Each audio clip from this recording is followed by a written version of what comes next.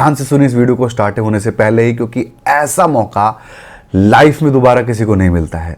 आज एक ऐसी नौकरी के बारे में बात करने वाले हैं हम लोग, जो कि बहुत ही 3 से 4 साल के बाद में निकलता है। बहुत रेयर एग्जामिनेशन में से एक है यूपीएससी ईपीएफओ। मेरा चैनल जब स्टार्ट हुआ था तब इसका फॉर्म निकला था, मैंने भी भरा था। 2015 की बात कर रहा हूं, 2015 में निकला था। उसके बाद कब निकलेगा, सीधा अब निकल रहा है। एक इसके अंदर ऐसे भी पोस्ट है जो 2015 के बाद से अब निकल रही है, और एक ईओ और एओ वाली पोस्ट है जो कि 2016 में निकली थी, उसके बाद 17 में निकली थी, 17 में निकली थी, उसके बाद आपको 2020 में निकली थी, और उसके बाद अब निकल रही है 2023 में। तो बहुत ही एक अच्छे खासे टाइम के बाद निकलता है।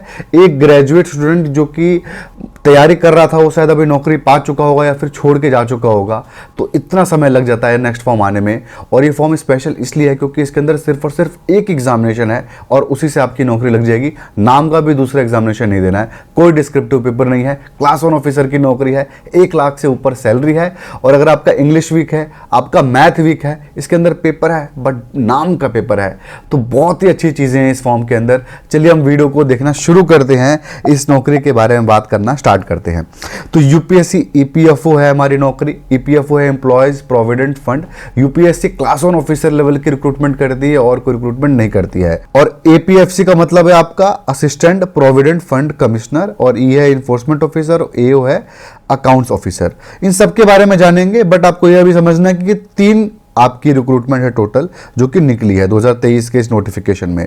ये पहले अलग से निकला था, जो आपको बताया था ना, ये 2015 में निकला था, और ये निकलता रहता है ईओ और एओ 3-3 साल के अंदर। ठीक है, तो कौन कौन सी चीजों पे हम यहाँ पे डिस्कशन करने वाले हैं। तो देखिए, नोटिफिकेशन को हम देखेंगे, एलिजिबिलिटी क्राइटेरिया को अच्छे समझेंगे, सैलरी समझेंगे, प्रमोशन भी देखेंगे, एग्जाम पैटर्न देखेंगे, सिलेबस देखेंगे, बेस्ट बुक्स बताने वाला हूं आपको इस नौकरी के लिए, क्योंकि बुक जानना जरूरी है। ये ऐसा फॉर्म है जो कि बहुत ही अलग तरीके का सिलेबस है इसके अंदर, तो बुक जानना बहुत जरूरी है।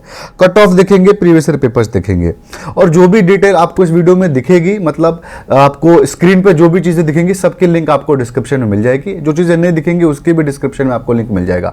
नोटिफिकेशन भी मिल जाएगा आपको, और इसका अप्लाई ऑनलाइन करने का लिंक भी मिल जाएगा। और जो पीडीएफ से सारी चीजें हो रही हैं, वो सारी चीजें भी आपको लिंक डिस्क्रिप्शन में मिल जाएगी।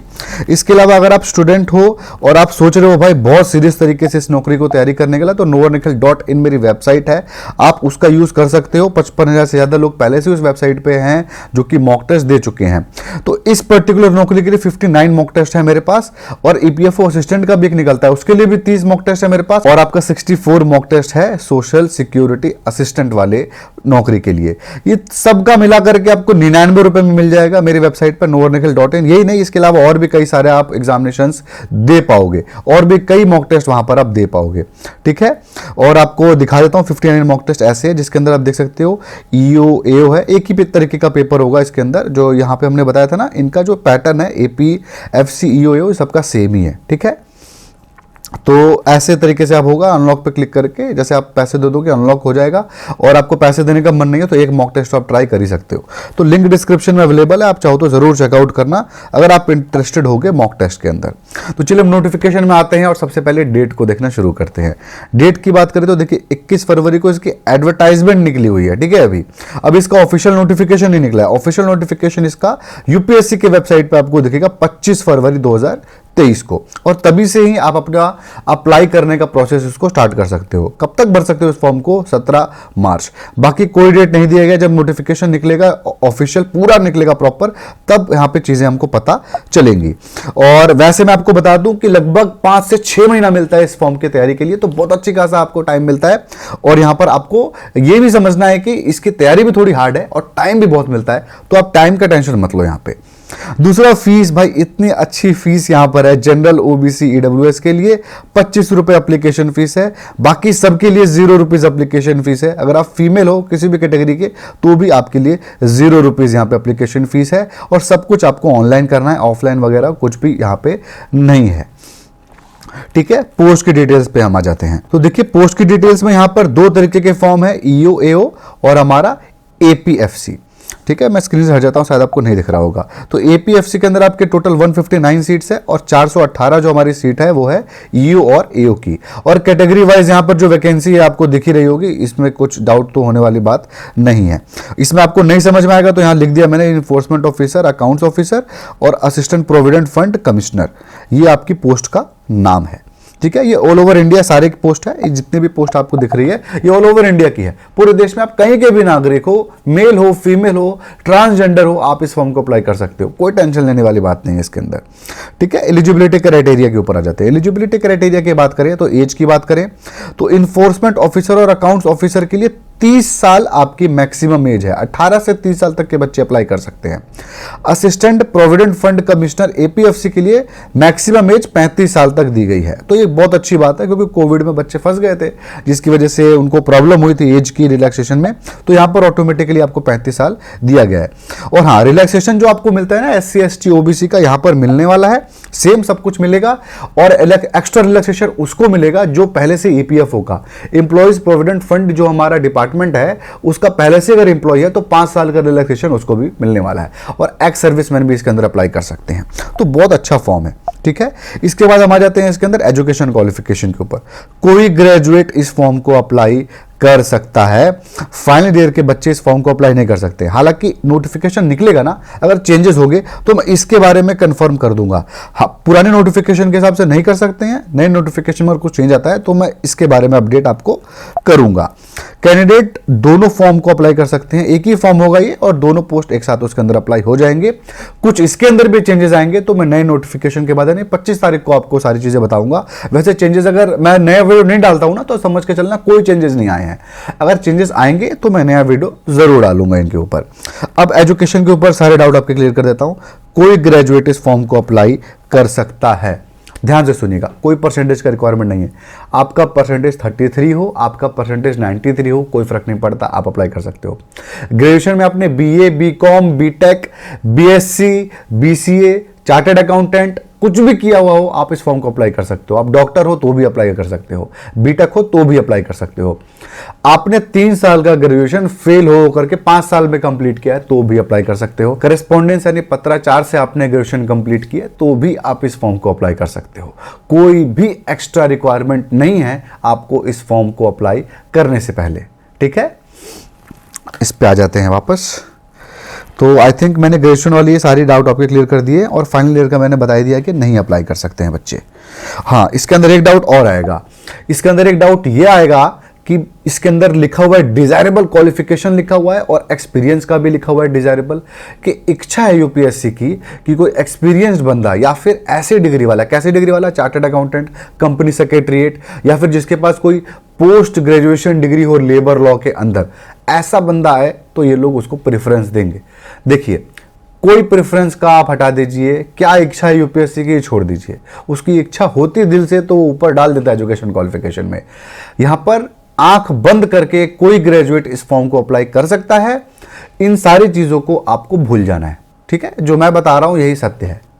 इसके अलावा इसका फर्क कहां पर पड़ेगा, आपको इंटरव्यू में पड़ेगा। जो इंटरव्यू में अगर आपके साथ आप कितना भी अच्छा इंटरव्यू दे दो, लेकिन आपके साथ अगर एक चार्टर्ड अकाउंटेंट इंटरव्यू देने गया है, कंपनी सेक्रेटरी गया है, तो उसको ज़्यादा मार्क्स मिलने वाला है।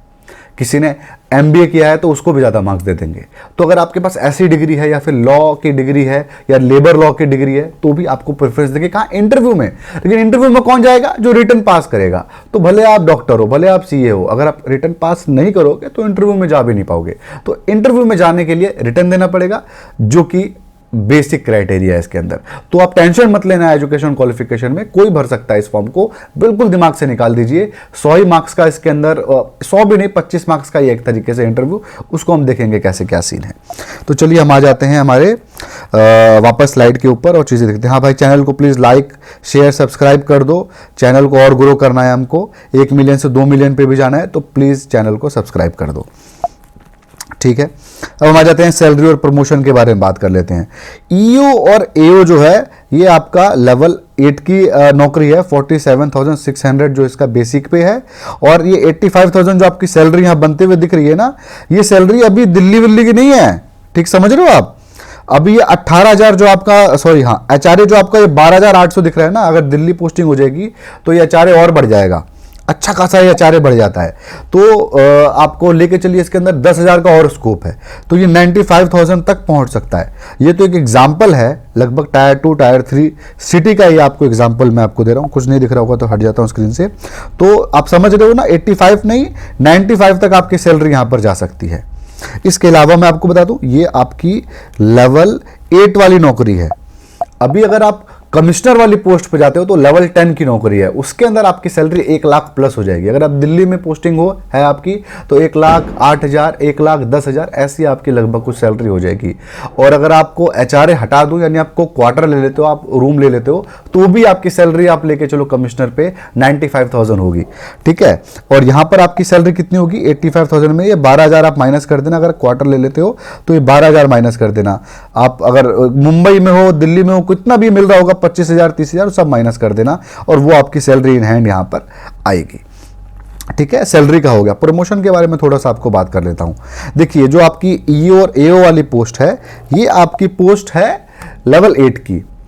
ये ही बंदे प्रमोशन होके कमिश्नर बनते हैं, ठीक है। लेकिन जो कमिश्नर बनते हैं, इनको बनने में कम से कम 5 से 7 साल लग जाता है। तो यहां पर अगर आप अच्छा रैंक लेके आते हो तो 5 से 7 साल अपने जीवन का आप जंप करके आगे बढ़ जाओगे। ये यहां पर इंपॉर्टेंस है इन दोनों पोस्ट में से जो आपको समझना है, ठीक है। तो आपका ईओ और एओ वाली जो पोस्ट है, इसके अंदर 7 से 8 साल लग जाएंगे आपको कमिश्नर लेवल पे पहुंचने के लिए, ठीक है। चलिए अब हम एग्जाम पैटर्न पे आ जाते हैं, देख लेते हैं कौन कौन से प्रोसेस से गुजर के आपकी नौकरी यहां लगने वाली है। तो देखिए, यहां पे रिटन एग्जामिनेशन है, मैंने आपको बताया था 300 मार्क्स का रिटन एग्जामिनेशन है, और इंटरव्यू आपका 100 नंबर का। ये दोनों प्रोसेस है, इसके अलावा और कुछ प्रोसेस नहीं है। लेकिन सपोज करो आपके 300 में से 100 नंबर आए, और 100 मार्क्स में से इंटरव्यू में 100 में से 100 आ गए, तो ऐसा नहीं है 100 और 100 मिला करके आपके 200 कट आपका मार्क्स हो गया और आपका कट ऑफ बनेगा, आप पास हो जाओगे, ऐसा कुछ नहीं है, ठीक है। यहां पर लिखा हुआ है परसेंटेज, कि भाई इसका परसेंटेज क्या है। मतलब ये जो 300 नंबर में से जो नंबर आएगा उसको 75 के परसेंटेज में से निकालेंगे, यानी 300 नंबर टोटल आपका 75 नंबर की है, ठीक है। ये 300 जो आपका रिटर्न टेस्ट दिख रहा है ना, ये नाम का बस लिखा हुआ है, बस ये एक तरीके से चेक करने के लिए है, नंबर ऑफ क्वेश्चंस बढ़ाने के लिए है, और इसका कैलकुलेशन इजी करने के लिए है, नेगेटिव मार्किंग इजी करने के लिए है।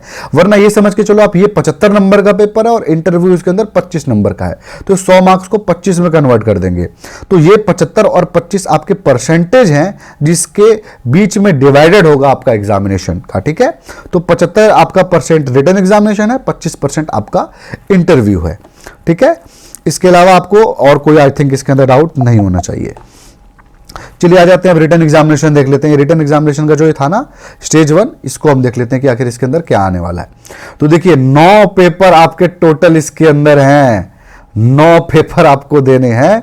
मतलब 9 पेपर नहीं है, 9 अलग अलग तरीके के पेपर हैं, ये सब इकट्ठा एक साथ होने वाला है। टोटल आपके 100 आपको जो मार्क्स लिखा हुआ है भूल जाओ, ये 300 मार्क्स का पेपर होगा, 2 घंटे का पेपर होगा, ये सब इकट्ठा आपको मिलने वाला है, इकट्ठा आपको सॉल्व करना है यहां पे, ठीक है। और ये टोटल आपके क्वेश्चन कितने होंगे, तो 120 क्वेश्चन यहां पर आपके आएंगे। आप समझ रहे हो, यहां पे 120 क्वेश्चन में 9 अलग अलग जब यहां पे पैटर्न में डिवाइडेड है, कोई इसके अंदर सेक्शनल कट ऑफ भी नहीं है, कोई सेक्शनल टाइमिंग भी नहीं है। आपको कोई टाइमिंग नहीं दिख रहा होगा सेक्शनल, कोई सेक्शनल टाइम नहीं है, कोई सेक्शनल कट ऑफ नहीं है। बहुत सिंपल है यहां पर गेम, कि इसके अंदर इससे 5 क्वेश्चन भी आ सकते हैं, 8 क्वेश्चन भी आ सकते हैं। मैंने स्ट्रेटजी वीडियो इसके ऊपर बनाया था 2020 में, आप चाहो तो सर्च करके देख सकते हो, बहुत अच्छा वीडियो था, 5 लाख लोगों ने देखा था आई थिंक, मुझे याद नहीं एग्जैक्टली। तो आप UPSC EPFO nowhere Nikhil search कर देना, या फिर UPSC EPFO nowhere Nikhil strategy search कर लेना, तो वहां पर दिख जाएगा, आप उसको भी फॉलो कर सकते हो। वरना मैं स्ट्रेटजी वीडियो इसके ऊपर लेकर के आने वाला हूं, ठीक है। इसके अलावा आपको बता दूं कि जनरल इंग्लिश के अंदर और बहुत इंपॉर्टेंस यहां पर कुछ नहीं है, नॉर्मली आपका आता है 5-6 क्वेश्चन आते हैं, ठीक है। तो जनरल इंग्लिश हो गया, इंडियन कल्चर, फ्रीडम मूवमेंट, ये आपको बताऊंगा डिटेल में सिलेबस में क्या क्या है। उसके बाद हमारा ये है pollution development globalisation, sorry population development globalisation. उसके बाद कॉन्स्टिट्यूशन है, current trends in Indian economy है, अकाउंट्स का पेपर है, accounts, industrial relation, labour law और इंश्योरेंस, ये आपको पढ़ना पड़ेगा अलग से। उसके बाद बेसिक नॉलेज ऑफ कंप्यूटर का भी है, आपका मैथ का, स्टैट्स का और जनरल मेंटल एबिलिटी यानी रीजनिंग का, सबका मिला करके एक आपका दिख रहा है। ये मुश्किल से आपके इसके अंदर 10 क्वेश्चन आने वाले हैं। उसके बाद सोशल सिक्योरिटी इन इंडिया है। तो ये सारे आपके इंपॉर्टेंट टॉपिक्स इसके अंदर हैं। ठीक है, नेक्स्ट स्लाइड के ऊपर हम आते हैं, बुक्स के ऊपर बात करेंगे। यहाँ पर थोड़ा सा मैं आपको बात एक दो समझा देता हूँ। देखिए, जो भी आपको टॉपिक्स दिख रहे हैं 9 के 9, ये सारे इन डेप्थ में नहीं पढ़ने हैं आपको, बहुत ही ऊपर से। जैसे अकाउंट्स आपको पढ़ना है तो थोड़ी ना सीए लेवल का आपको अकाउंट्स इसके अंदर पूछने वाला है, नहीं, 11th और 12th लेवल का अकाउंट्स इसके अंदर पूछने वाला है, या फिर आपके ग्रेजुएशन के फर्स्ट ईयर के लेवल का। तो जो कि बहुत बड़ी बात नहीं है, अगर आपका अकाउंट्स बैकग्राउंड नहीं है, आपका कॉमर्स बैकग्राउंड नहीं है, फिर भी आप इसकी तैयारी कर सकते हो, समय भी बहुत मिलने वाला है। ठीक है, तो बुक्स के ऊपर आ जाते हैं ताकि आपको चीजें यहाँ पे और समझ में आएगी। देखिए, अगर आपको सिंगल बुक की बात करें तो सिर्फ और सिर्फ मार्केट में एक ही बुक अवेलेबल है, वो है दिशा पब्लिकेशन की आपकी ये ईओ और एओ की किताब। अच्छा, जो ये पैटर्न आपको बता रहा हूं ना, ये सब सेम ही है कि सारे पोस्ट के लिए सारा पैटर्न सेम है। ठीक है, ये भाई एक लौती किताब है मार्केट में जिसमें सारा का सारा आप दिख रहे हो ना, ये जनरल क्वांट ये वाला तो है ही यहाँ पे कवर, जनरल स्टडीज के अंदर ये आपको उसके अंदर डी सेक्शन करके लिखा होगा, इसके अंदर ये सारी चीजें कवर हैं जो कि स्पेशल है। तो इसके अंदर सारा का सारा आपको कॉन्सेप्चुअली थ्योरी वाइज हर एक चीज समझाई गई है। तो ये काफी अच्छी किताब है। इसके अंदर प्रीवियस ईयर पेपर्स भी हैं 17 और 21 के। तो ये वन ऑफ द बेस्ट किताब में से एक है, लिंक डिस्क्रिप्शन में अवेलेबल है। ये किताब मैंने आई थिंक इसके बारे में बताया था पहले भी और ये बेस्ट सेलर हो गई थी, तो इस बार भी इसको बेस्ट सेलर कर दो अगर अच्छी लग रही होगी तो, और वापस कर देना अगर अच्छा नहीं लगेगा तो, आपकी मर्जी के ऊपर है। हालांकि हाँ, ये बुक तब आपको लेनी है जब आपके पास और तैयारी के लिए भी चीज़ें हैं, जब आप यूपीएससी के इस एग्जामिनेशन में ईओ और एओ के लिए तैयारी कर रहे होगे, अगर आप और लेवल पे तैयारी कर रहे होगे तो इस बुक को लेना है। किस तरीके से लेना है वो बता रहा हूँ, बट आपको सिंगल की बुक्स भी लेने की जरूरत पड़ेगी, सिर्फ इस बुक से काम नहीं चलने वाला है। क्या क्या लेना पड़ेगा आपको बताता हूं, पर ये बुक उसके लिए बेस्ट है जो कि जिसको समझ में नहीं आता भाई क्या करना है तैयारी में, उसके लिए तो बेस्ट बुक है। दूसरा देखिए, आपको कुछ भी मार्केट में अवेलेबल था ही नहीं मॉक टेस्ट, एक किताब मुझे मिली है 2020-21 की, इसके अंदर आपके मॉक टेस्ट हैं, इसके अंदर एग्जामिनेशन है। जो बुक जिसको चाहिए उसके लिए आई थिंक 90-99 रुपए की है, तो ये भी काफ़ी अच्छी किताब है, आप चाहो तो इसको ले सकते हो। ठीक है, अब यहां पर गेम स्टार्ट हो जाता है, टॉप जिसको करना है, जिसको कमिश्नर लेवल की नौकरी चाहिए।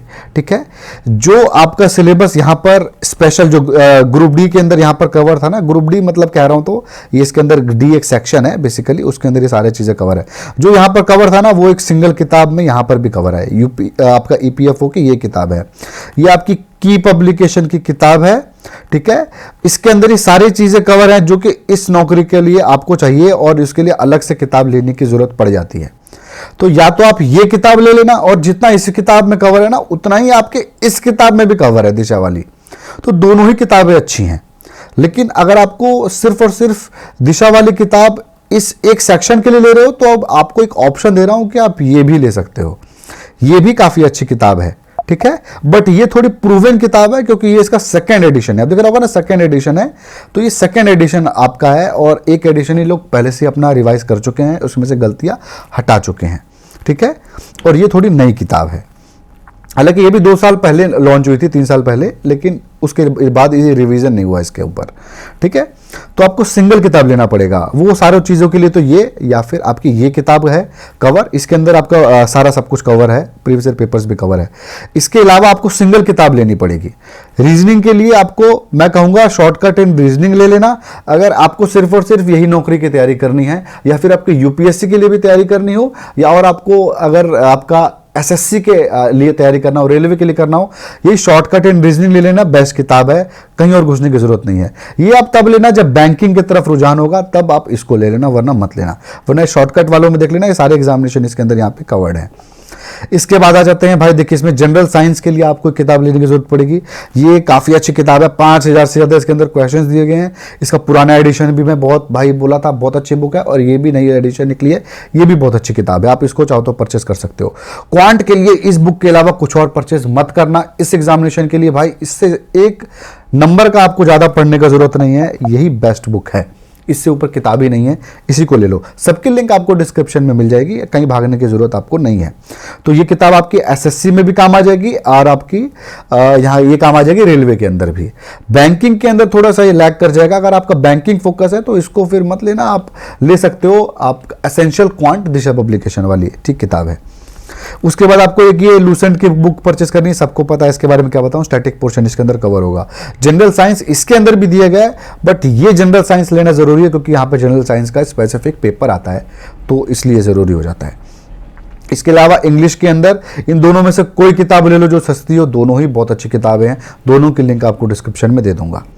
ठीक है, बुक्स के ऊपर यहाँ पर मैंने आपको बता चुका हूँ कि ये जो किताब है ना आपकी, जो मैं स्टार्टिंग में दिखाया था, इसके अंदर सारा का सारा सिलेबस कवर्ड है। इस बुक को ले लो और प्रैक्टिस करो और 8-10 मॉक टेस्ट लगा लो तो भी आपका काम चल जाएगा। और इस बुक को 2-3 बार खत्म कर दो, रिवीजन कर दो, 3 बार रिवाइज कर दो, चीजें गूगल करके पढ़ो आप। टेलीग्राम में भी मैं आपको चीजें दूंगा, जो भी फाइनेंशियल न्यूज लेटेस्ट चल रही होगी सब कुछ मैं अपने टेलीग्राम पे देता हूं, आप जाके मुझे वहां फॉलो कर सकते हो, नो निखिल सर्च करके। तो टेलीग्राम पे आप मेरे को फॉलो कर लेना, वहां पे आपको डाटा मिलता रहेगा। इस किताब को 2 से 3 बार आप खत्म कर लो, प्रीवियस ईयर पेपर अच्छे खासे यहां पर लगा लो, और उसके बाद आपको क्या करना है, 8-10 मॉक टेस्ट देना है। मेरी वेबसाइट पे कहीं से भी दे दो, जरूरी नहीं मेरी, कहीं से भी दे दो, आप 8-10 मॉक टेस्ट लगा लो और ये सारा प्रोसेस 2 से 3 बार कर दो एग्जामिनेशन तक। मैं ऑलमोस्ट सर्टेन हूँ आप पास हो जाओगे। ये कोई बहुत बड़ी इसके अंदर खीर नहीं है, बहुत बच्चे नहीं भरते इस फॉर्म को, सबको पता भी नहीं चलता इस फॉर्म के बारे में। तो ये बुक्स की बात हो गई जो कि काफ़ी इंपॉर्टेंट था। अब हम सिलेबस के ऊपर आ जाते हैं। इंडस्ट्रियल रिलेशन, लेबर लॉ, आपको सिलेबस यहाँ दिखा इसलिए रहा हूँ, सारा पढ़ के क्या बताऊँ ताकि आपको समझ में आ जाए कि अगर आपके सिलेबस की कोई किताब है, आपने लेबर लॉ किया हुआ है, आपने अकाउंट्स किया हुआ है, तो आपकी जो सिलेबस की किताब है वो भी यहाँ पे काम आ सकती हैं। ठीक है, तो इसलिए मैं आपको सिलेबस यहाँ पे दिखा रहा हूँ ताकि आपको, अगर आपके सिलेबस में सारी चीज़ें हैं बुक्स में, तो आपको कोई बुक लेने की जरूरत नहीं है, आप इसी से आपका काम चल जाएगा। तो लेबर लॉ के लिए थोड़ा सा इंटेंस है, 1-2 एक्ट एक्स्ट्रा भी पढ़ने हैं, तो चीज़ें यहाँ पर आपको समझनी पड़ेंगी कि थोड़े 5-7 एक्ट आपको पढ़ने पड़ेंगे एक्स्ट्रा, तो जो कि आपके नॉर्मल तैयारी से अलग होगा। ठीक है, तो लेकिन समय भी यहाँ पर आपको मिलेगा। तो ये हो गया हमारा इंडस्ट्रियल रिलेशन लेबर लॉ का, और आपका जनरल मेंटल एबिलिटी और क्वांट का ये सिलेबस है। क्वांट का आप देख सकते हो नॉर्मल आपका एकदम है, क्वांट ही है, बहुत कुछ इन डेप्थ नहीं है, ट्रिगो वगैरह नहीं पढ़ना है इसके अंदर। उसके बाद आपका जनरल मेंटल एबिलिटी रीजनिंग के अंदर भी बेसिक एसएससी वाला ही आपका इसके अंदर है, कोई ज़्यादा हार्ड नहीं है। ठीक है, सोशल सिक्योरिटी इन इंडिया के अंदर भी आप देख सकते हो, पूरा इसके अंदर भी आपको प्रॉपर पढ़ना है, ऐसे हल्के में नहीं है। लेकिन इसका सिलेबस जो है सोशल सिक्योरिटी वाले का तो मुश्किल से 30-35 पेज का है, ये सारा 35 पेज के अंदर आपका कवर हो जाएगा, तो बहुत कोई इन डेप्थ इसके अंदर घुसने की भी जरूरत आपको नहीं पड़ेगी। ठीक है, इसके बाद जनरल इंग्लिश नॉर्मल आपका है, पर अगर आपको वीक है तो भी आप भर देना इस फॉर्म को। एंटोनिम्स एनोनिम्स ये सब भूल जाना, और आपने सॉल्व क्या करना है, यहाँ पे कॉम्प्रिहेंशन लगा देना है, और हमको सॉल्व करना है जो इसके अंदर आपके क्वेश्चन आएंगे। यहाँ पर लिखा है, जो ग्रामर वाले लिखे हैं ना यहाँ पे, ये इसके अंदर आपके क्वेश्चन आते हैं फिल इन द ब्लैंक्स वाले, तो वो आपको सॉल्व करने हैं और कॉम्प्रिहेंशन मार देना है। उसके बाद आपका इंडियन फ्रीडम स्ट्रगल जो है 1857 के बाद से आज़ाद जब भारत हुआ तब तक जो भी देश में हुआ सब कुछ आपको पढ़ देना है। ठीक है, ये आपका लूसेंट से भी आप पढ़ सकते हो, लूसेंट से भी आपका काम चल जाएगा, बट बहुत अगर आप घुसना चाहते हो तो नहीं चलेगा, स्पेक्ट्रम वगैरह की आपको लेनी पड़ेगी किताब, तो आप कंसीडर कर सकते हो उस बुक को अगर आप यूपीएससी आपका मेन फोकस है तो। वरना एसएससी रेलवे है तो मत लेना, लूसेंट ही पढ़ना। ठीक है, current event and development issues जो है, ये करंट अफेयर्स का हमारा टॉपिक है। इंडियन पॉलिटी और इकोनॉमी जो है ये आपका अगेन लूसेंट से कवर हो जाएगा और कॉन्स्टिट्यूशन का पार्ट है। ठीक है, जनरल अकाउंटिंग प्रिंसिपल जो है ये आपके सारे हैं, सारा 11th की किताब है, 11th के अकाउंट्स के बुक से आपको काम चल जाएगा। सीए सीपीटी का बुक ले लोगे तो काम चल जाएगा, या फिर बीकॉम को कर रहा होगा बच्चा उसका फर्स्ट ईयर का बुक ले लोगे तो भी काम चल जाएगा। वरना जो बुक मैंने आपको स्टार्टिंग बताई थी उसके अंदर तो खैर सारा चीज़ इसके अंदर जो दिया सब कुछ कवर्ड है।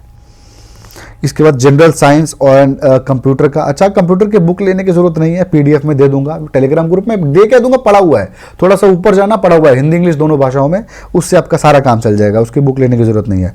और ये बायो फिजिक्स केमिस्ट्री जो आपको ये पढ़ना है ना, जनरल साइंस की बुक बताया था, उससे आपका ये सारा सिलेबस कवर हो जाएगा। जनरल साइंस के लिए तो आपको पढ़ना पड़ेगा वो बुक, काम नहीं चलेगा ऐसे आपका। ठीक है, तो ये हो गया सारा का सारा सिलेबस। आई थिंक सिलेबस में तो कुछ नहीं बचा है, ये हमने देख लिया। ठीक है, अब हम आ जाते हैं कट ऑफ के ऊपर। देखिए कट ऑफ यहाँ पर रिटन टेस्ट का कट ऑफ आपको बता देता हूँ।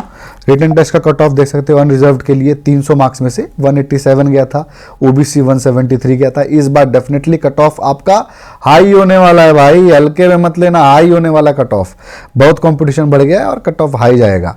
और इसके अलावा जो ये रिटन टेस्ट था हमारा उसका कट ऑफ देख गया। इंटरव्यू का देख लीजिए cut off, out of 100 marks है ये, 50 आपका जनरल के लिए, 45 ओबीसी के लिए, बाकी किसी का भी 40 से कम है ही नहीं। EWS का भी अब देखो 50 है, ठीक है। तो 50 तो आपको कम से कम इसके अंदर स्कोर करना ही पड़ेगा। ये आपकी डिग्री के ऊपर भी है, आपकी डिग्री अगर अच्छी होगी ना, ऐसे ही आपको 50 दे देगा। आपने DU से BCom कर रखा है, आपके 50 तो पक्के हैं। CA कर रखा है, 70 पक्के हैं आपके, 80 पक्के हैं, बल्कि 90 भी हो सकता है। कंपनी सेक्रेटरीट भी आपके 60-65 पक्के हैं। लॉ किया हुआ है उसके अंदर भी आपके 60-70 पक्के हैं। तो उसके बाद आपने टैलेंट भी दिखा दिया तो और आपको मार्क्स मिल जाएंगे। तो इस हिसाब से डिग्री के ऊपर यहाँ पर गेम है काफ़ी ज़्यादा, ठीक है।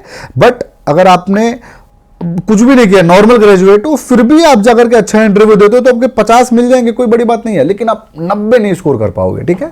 उससे कहां फर्क पड़ेगा? फर्क पड़ेगा यहाँ पे ओवरऑल कट ऑफ। देखो यहाँ पे ओवरऑल कट ऑफ जो इन दोनों को मिला करके जो बच्चे पास हो रहे हैं वो देखिए, अनरिजर्व्ड में जो आपका है 259.33 है, ओबीसी में 244। देख रहे हो, बहुत पैक्ट एकदम कॉम्पिटिशन है, हल्के में नहीं है, बहुत हाई लेवल कॉम्पिटिशन है। EWS में भी देख रहे हो 246 आ रहा है कट ऑफ, तो काफी इसके अंदर हमारा कट ऑफ हाई है और हाई जाएगा इस बार।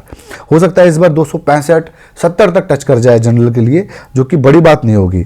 और कमिश्नर के लिए तो वैसे भी आप लेके चलो 300 के नीचे नंबर लाओगे तो मजा नहीं आएगा आपको, तो बहुत आपको करना पड़ेगा मेहनत, ऐसी बात नहीं है। यहाँ पे कुछ डाउट आपके होते हैं, मैं बता देता हूँ। एक से ज्यादा पोस्ट के लिए अप्लाई कर सकते हैं क्या? अभी तक तो यही है कि बिल्कुल कर सकते हैं, दोनों पोस्ट एक ही फॉर्म में आपको अप्लाई कर देना है।